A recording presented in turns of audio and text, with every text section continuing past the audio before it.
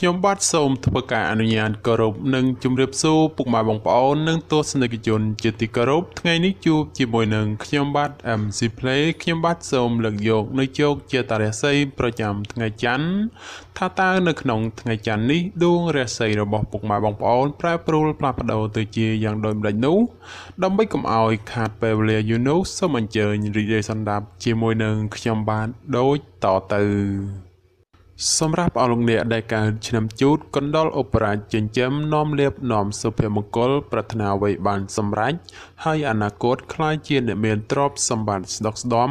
ម៉ោងនៃលៀបសំណាងគឺម៉ោង4ព្រឹកដល់ម៉ោង7យប់ពណ៌នាំលៀបសំណាងគឺពណ៌សនិងពណ៌លឿងលេខនាំលៀបសំណាងគឺលេខ48និង59សូមខមមិនលេខ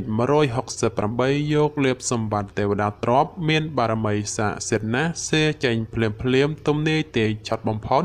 និងមានសំណាងល្អនិងប្រទានសម្បត្តិមហាសេដ្ឋីមានលៀបមានជ័យមានលុយចោហោហៀសម្រាប់ឆ្នាំជូតនៅថ្ងៃនេះផ្ដល់ផលល្អសម្រាប់ការសម្រេចចិត្តការងារឬបណ្ដាក់ទុនរកស៊ីក្នុងរឿងអ្វីមួយពីព្រោះថាផលជាផ្លែផ្កាឆ្លើយតបមកវិញគ្រាន់ជាទីកប់ចិត្តជានិច្ចបើជាអ្នកប្រកបមុខរបររកស៊ីជួញដូរការលក់ចេញទិញចូលគ្រាន់រស់រវើកគួសមហើយបើចង់ចរចារឿងទំនិញអ្វីមួយផងតែងតែអាចសម្រេចជាប់ចង់ជាប់ដើមដោយកប់បំណងរីឯបញ្ហាគូក្រងប្តីប្រពន្ធឬគូស្នេហ៍កំឡោះក្រមុំមានការរីកលូតលាស់ទៅមុខហើយបើមានការចង់ផ្សំផ្គុំគ្រួសារផងជាឱកាសល្អប្រពៃបំផុតសម្រាប់អស់លោកអ្នកដែលកើតឆ្នាំឆ្លូវកូននាំលៀបនាំជ័យនាំសុភមង្គលប្រាថ្នាអ្វីបានសម្រេចហើយអនាគតក្លាយជាអ្នកមានទ្រព្យសម្បត្តិស្ដុកស្ដំម៉ោងនាំលៀបសំណាងគឺម៉ោង5ព្រឹកដល់ម៉ោង6ល្ងាចពណ៌នាំលៀបសំណាងគឺពណ៌សនិងពណ៌ក្រហមលេខនាំលៀបសំណាងគឺលេខ11និងលេខ61សូមខមមិនលេខ168យកលៀបសម្បត្តិទេវតាទ្រព្យមានបារមីស័ក្តិសិទ្ធិណាស់សេចេញភ្លាមទំនាយទេឆាត់បំផុតនិងមានសំណាងល្អនិងប្រទានសម្បត្តិមហាសេដ្ឋីមានលៀបមានជ័យមានលុយចូលហោហៀចំពោះឆ្នាំឆ្លូវនៅថ្ងៃនេះលោកអ្នកធ្វើអ្វីក៏ដោយតែងតែភ្លឺថ្លានិងជួបតែសេចក្តីសោមនស្សច្រើនលោកអ្នកអាចសម្រុកការងារបានហើយពីព្រោះថាផលជាផ្លែផ្កាតែងហោចមកវិញគួរជាទីកក់ក្ដៅចំណែកបើជាអ្នកប្រកបមុខរបររកស៊ីជួញដូរអាចតេទៀងអតិថិជនចាស់ឬក៏អតិថិជនថ្មីឲ្យចូលមកបានគួរជាទីកប់ចិត្តជាពិសេសបើចង់ផ្លាស់ប្ដូរមុខរបរថ្មីតែងតែអាចសមដោយប្រកបជានិច្ចសម្រាប់ការធ្វើដំណើរទីជិតឆ្ងាយជួបភាពសុខដុមទាំងពេលទៅនិងពេលត្រឡប់មកវិញរីឯសេចក្តីស្នេហាកំឡោះក្រមុំមានភាពផ្អែមល្ហែមនិងមានការចម្រើនលូតលាស់ទៅមុខជានិច្ចសម្រាប់អស់លោកអ្នកដែលកើតឆ្នាំខាលខ្លាសេដ្ឋីចិញ្ចឹមមានប្រាជ្ញាឆ្លាតវៃមានគំនិតភ្លឺថ្លាហើយអនាគតក្លាយជាអ្នកមានអំណាចនិងទ្រព្យសម្បត្តិស្ដុកស្ដំម៉ោងនាំលៀបសំណាងគឺម៉ោង5ព្រឹកដល់ម៉ោង7យប់ពណ៌នាំលៀបសំណាងគឺពណ៌សនិងពណ៌ផ្កាឈូកលេខនាំលៀបសំណាងគឺលេខ21និងលេខ82សូមខមមិនលេខ168យកលៀបសម្បត្តិទេវតាទ្រព្យមានបារមីស័ក្តិសិទ្ធិណាស់សេចេញភ្លាមទំនាយទេឆាត់បំផុតនិងមានសំណាងល្អនិងប្រទានសម្បត្តិមហាសេដ្ឋីមានលៀបមានជ័យមានលុយចូលហោហៀចំពោះឆ្នាំខាលនៅថ្ងៃនេះដួងរាសីឡើងខ្ពស់ដូចនេះលោកអ្នកអាចសម្រុកការងារពេញទីបានហើយពីព្រោះថាផលល្អកំពុងរងចាំសម្រាប់ការងារសពគ្រប់បែបយ៉ាងបើទោះបីជួបភាពលំបាកលំបិននឹងត្រូវការពេលវេលាក្តីតែក៏អាចមានលទ្ធផលល្អជានិច្ចចំណែកអ្នកប្រកបមុខរបររកស៊ីជួញដូរបើលោកអ្នកចង់បើកមុខរបរថ្មីឬផ្លាស់ប្ដូរទីកន្លែងជួញដូរតែងតែផ្ដល់ផលល្អមកវិញជានិច្ចរីឯសម្ព័ន្ធស្នេហាកំឡោះក្រមុំបើមានណាត់ជួបគូស្នេហ៍ឬចង់សាសងអ្វីតែងតែមានភាពផ្អែមល្ហែមនិងស្រស់ស្រាយប្រពៃបំផុតសម្រាប់អស់លោកអ្នកដែលកើតឆ្នាំថោះទុនសាយមាសមានបារមីដាច់ជះមានអំណាចមានមនុស្សជួយជ្រោមជ្រែងការងារតូចធំដើម្បីឲ្យអនាគតក្លាយជាអ្នកមានទ្រព្យសម្បត្តិមហាសាលម៉ោងនាំលៀបសំណាងគឺម៉ោង6ព្រឹកដល់ម៉ោង9យប់ពណ៌នាំលៀបសំណាងគឺពណ៌ទឹកក្រូចនិងពណ៌ផ្កាឈូក លេខនាំលាភសំណាងគឺលេខ77និងលេខ84សូមខមមិនលេខ168យកលាភសម្បត្តិមហាសេដ្ឋីមានបារមីស័ក្តិសិទ្ធិណាស់សៀចេញភ្លាមទំនាយទីឆុតបំផុតនិងមានសំណាងល្អនិងប្រទានសម្បត្តិមហាសេដ្ឋីមានលាភមានជ័យមានលុយចូលហោហៀចំពោះឆ្នាំធោះរាល់ការងាររកស៊ីទទួលទានគ្រប់ច្រកល្ហកគឺសុខសប្បាយទទួលបានលាភជ័យនិងប្រាក់កាសគ្រប់ទិសទីចំណែកការធ្វើដំណើរទៅណាមកណាមិនមានបញ្ហានោះទេអ្នកប្រកបមុខរបររកស៊ីជួញដូរលោកអ្នកកំសោះអង្អើយត្រូវតែរវាសរវាងដៃជើងព្រោះមិនដូច្នោះទ្រព្យដែលបំរុងនឹងធ្លាក់ចូលដល់ដៃអ្នកនឹងត្រូវរបូតហួសធ្លាក់ទៅលើដៃអ្នកដទៃវិញជាពុំខានរីឯស្នេហាកំឡោះក្រមុំបើពុំទាន់មានគូគប់ពេលនេះគឺជាវេលាល្អបំផុតក្នុងការស្វែងរកមិត្ត100ឆ្នាំក្នុងជីវិត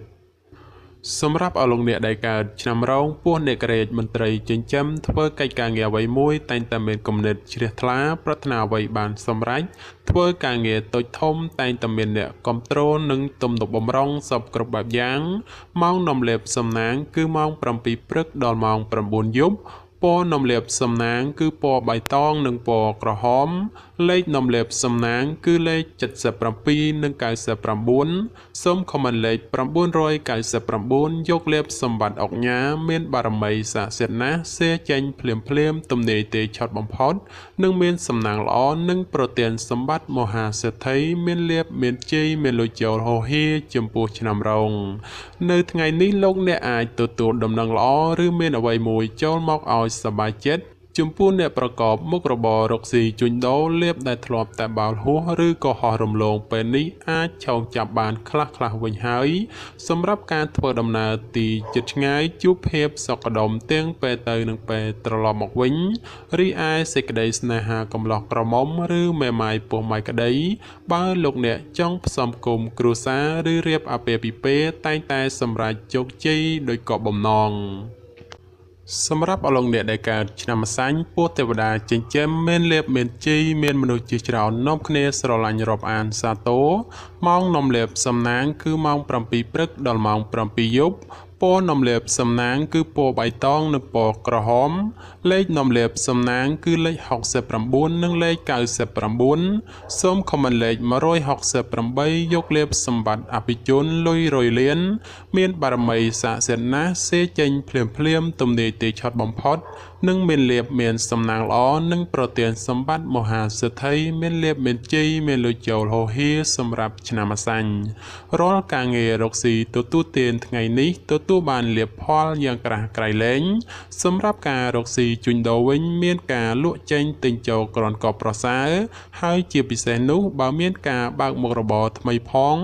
គឺពិតជាល្អប្រពៃបំផុតសម្រាប់ការធ្វើដំណើរទីជិតឆ្ងាយគឺជួបតែសេចក្តីសុខក្សេមក្សាន្តដោយសងមួយដងរីឯបញ្ហាគូស្នេហ៍កំឡោះក្រមុំមានការរីកលូតលាស់ទៅមុខនិងមានការចងផ្សំផ្គុំគ្រួសារផងជាឱកាសល្អប្រពៃបំផុតសម្រាប់អលោកអ្នកដែលកើតឆ្នាំមមីសេះមេតបនាំលាភនាំជ័យនាំសុភមង្គលប្រាថ្នាអ្វីបានសម្រេចហើយអនាគតខ្លាយជាអ្នកមានទ្រព្យសម្បត្តិស្ដុកស្ដំម៉ោងនាំលាភសំណាងគឺម៉ោង4ព្រឹកដល់ម៉ោង7យប់ពណ៌នាំលាភសំណាងគឺពណ៌បៃតងនិងពណ៌ក្រហមលេខនាំលាភសំណាងគឺលេខ69និងលេខ99សូមខមមិនលេខ999យកលាភសម្បត្តិទេវតាទ្រព្យមានបារមីស័ក្តិសិទ្ធិណាស់សេចេញភ្លាមទំនាយទេឆុតបំផុតនិងមានសំណាងល្អនិងប្រទានសម្បត្តិមហាសេដ្ឋីមានលាភមានជ័យមានលុយចូលហោហៀចំពោះឆ្នាំមមីនៅថ្ងៃនេះបើទោះបីធ្វើអ្វីក៏ដោយតែងតែមានការជឿនលឿនទៅមុខម្លោះហើយរាល់កិច្ចការងារបើសម្រុកធ្វើតែងតែជោគជ័យត្រឡប់មកវិញសម្រាប់អ្នកប្រកបមុខរបររកស៊ីជួញដូរវិញឃើញថាទាំងការជួញទីជិតឆ្ងាយមានភាពលំនឹងល្អពោលគឺមិនមានអ្វីប្រែប្រួលដូចជាទីគាត់សម្គាល់ទេគឺដូចសមមួយដងសម្រាប់ការធ្វើដំណើរទីជិតឆ្ងាយមានភាពប្រទាំងប្រទើសនិងបញ្ហារត់ចូលច្រើនគប្បីមានការប្រុងប្រយ័ត្នប្រយែងរីឯសេចក្តីស្នេហាប្រុសស្រីព្រោះតែពេលនេះមានរឿងរ៉ាវចូលមកកកផ្លូវចិត្តធ្វើឲ្យកើតមានការប្រទាំងប្រទើគ្នាច្រើន សម្រាប់អលង្អ្នកដែលកើតឆ្នាំមមេពពែមាសមានបារមីដែលជាឈ្នះអមេសត្រូវប្រាថ្នាអ្វីបានសម្រេចនឹងអនាគតក្លាយជាមហាសិទ្ធិគេហបតីឬក៏គេហបតីជាន់ខ្ពស់សម្រាប់ម៉ោងនំលាបសំណាងគឺម៉ោង5ព្រឹកដល់ម៉ោង7យប់ពណ៌នំលាបសំណាងគឺពណ៌ខ្មៅនិងពណ៌ស្វាយលេខនំលាបសំណាងគឺលេខ19និងលេខ29សូមខមមិនលេខ555យកលេបសម្បត្តិអ្នកមានជាន់ខ្ពស់មានបារមីស័ក្តិសិទ្ធិណាស់សេចេញភ្លាមទំនេរទេឆត់បំផុតនិងមានសំណាងល្អនិងប្រទានសម្បត្តិមហាសេដ្ឋីមានលេបមានជ័យមានលុយចូលហោហេចំពោះឆ្នាំមមេនៅថ្ងៃនេះបើទោះបីធ្វើអ្វីក៏ដោយលោកអ្នកតែងតែមានការប្រុងប្រយ័ត្នប្រយែងនិងគិតគូរឲ្យបានគ្រប់ជ្រុងជ្រោយពីព្រោះថាផលលំបាកងាយនឹងធ្លាក់មកត្រូវរែកប៉ុណ្ណាសម្រាប់អ្នកប្រកបមុខរបររកស៊ីជួញដូរការជួញទីជិតឆ្ងាយក្នុងថ្ងៃនេះមានភាពប្រទើងប្រទែច្រើននិងជាពិសេសឲ្យប្រយ័ត្នមានការចំនួនវិវាទកើតឡើងសម្រាប់ការធ្វើដំណើរទីជិតឆ្ងាយពុំសូវមានសុវត្ថិភាពទេជាពិសេសប្រយ័ត្នប្រយែងក្រុមមនុស្សយាយីឈ្នានីសដោយប្រការណាមួយរីឯបញ្ហាសេចក្តីស្នេហាកំឡោះក្រមុំគប្បីយកភាពចាញ់ឈ្នះដាក់ក្នុងចិត្តច្រើនពេកបើពុំនោះទេនឹងកើតមានភាពរកម្មរកោសឥតឈប់ឈរឡើយសម្រាប់អលង្អ្នកដែលកើតឆ្នាំវោកស្វាមន្ត្រីចិញ្ចឹមនាំលៀបនាំជ័យនាំសុភមង្គលប្រាថ្នាអ្វីបានសម្រេចហើយអនាគតខ្លាយជាអ្នកមានទ្រព្យសម្បត្តិស្ដុកស្ដម្ភម៉ោងនាំលៀបសំណាងគឺម៉ោង5ព្រឹកដល់ម៉ោង6ល្ងាចពណ៌នំលាបសំណាងគឺពណ៌ខ្មៅនិងពណ៌សលេខនំលាបសំណាងគឺលេខ01និងលេខ69សូមខមមិនលេខ999យកលេបសម្បត្តិមហាសំពៅលួងមានបារមីស័ក្តិសិទ្ធិណាស់សេចេញភ្លាមទំនេរទេឆត់បំផុតនិងមានសំណាងល្អនិងប្រទានសម្បត្តិមហាសិទ្ធិមានលេបមានជ័យមានលុយចូលហោហេចំពោះឆ្នាំវោកនៅថ្ងៃនេះដំណើរជីវិតរបស់អស់លោកអ្នកភ្លឺថ្លាហើយធ្វើអ្វីក៏តែងតែមានភាពសុខដុម